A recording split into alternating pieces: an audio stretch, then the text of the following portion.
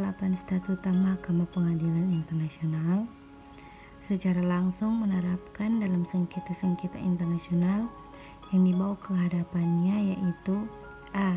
Konvensi-konvensi internasional. Adanya suatu perjanjian yang berhubungan dengan masalah-masalah tertentu merupakan suatu pernyataan yang jelas dan konklusif dari hak-hak negara-negara peserta dalam hubungan mereka satu dengan yang lain. Perjanjian-perjanjian mengikat hanya untuk negara-negara peserta, sedangkan negara-negara bukan peserta perjanjian diatur oleh hukum kebiasaan.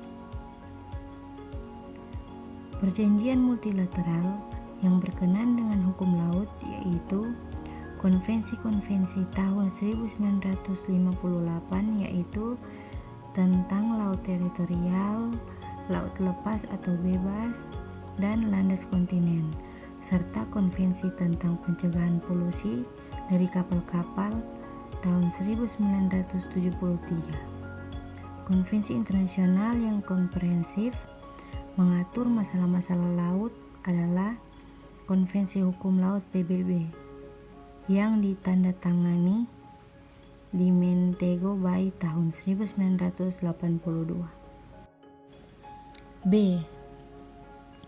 Hukum kebiasaan internasional.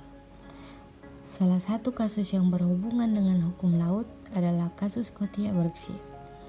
Kasus yang bermula pada tahun 1863 ketika pemerintah Inggris mengeluarkan serangkaian peraturan untuk mencegah tabrakan di laut, dan pada tahun 1864 Kongres Amerika Serikat juga mengeluarkan peraturan yang sama. Dan dalam waktu yang singkat, hampir semua pemerintah negara-negara maritim melakukan hal yang sama. Kapal Scotia Inggris bertabrakan dengan kapal Berkshire Amerika Serikat di tengah samudra yang tidak menyalakan lampu-lampu sebagaimana disyaratkan oleh peraturan baru. Akibat tabrakan tersebut, kapal Berkshire tenggelam, dan karena itu kesalahan terletak di pihak Berkshire. C. Prinsip-prinsip umum hukum internasional. Prinsip-prinsip yang dimaksud antara lain aturan-aturan kebebasan di laut lepas dan eksklusivisme, yurisdiksi negara bendera atas kapal-kapal di laut lepas. Contoh tersebut digambarkan sebagai prinsip-prinsip hukum umum dalam pengertian bahwa dalam ketiadaan bukti yang jelas, maka tidak ada hak berdasarkan perjanjian dari suatu negara selain dari hak negara bendera untuk melaksanakan yurisdiksi atas kapal-kapal di laut lepas. D. Keputusan-keputusan pengadilan dan tulisan-tulisan para ahli. Keputusan-keputusan pengadilan dan tulisan-tulisan para ahli tidak dapat membentuk hukum sebab hanya negara-negara yang dapat melakukannya melalui perjanjian-perjanjian, aturan-aturan kebiasaan, dan prinsip-prinsip hukum umum. Artinya, kedudukannya hanyalah semata-mata untuk menambahkan identifikasi aturan-aturan hukum yang dibentuk oleh negara-negara.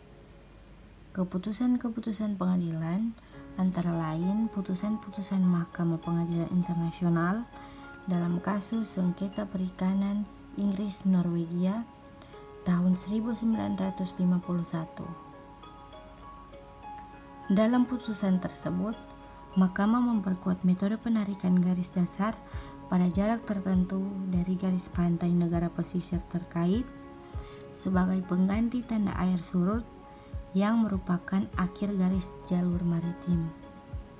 Putusan Mahkamah tersebut dalam kasus landas kontinen Laut Utara yang menggarisbawahi pertimbangan bahwa landas kontinen merupakan kelanjutan 14 atau perpanjangan alamiah dari wilayah daratan dan karenanya merupakan tambahan wilayah yang telah dikuasai negara pantai. Sekian dan terima kasih. Semoga video saya ini bisa menambah wawasan bagi yang telah menonton tentang hukum laut. Mohon dimaafkan jika ada kesalahan kata, kalimat, dan ucapan. Sekali lagi, terima kasih.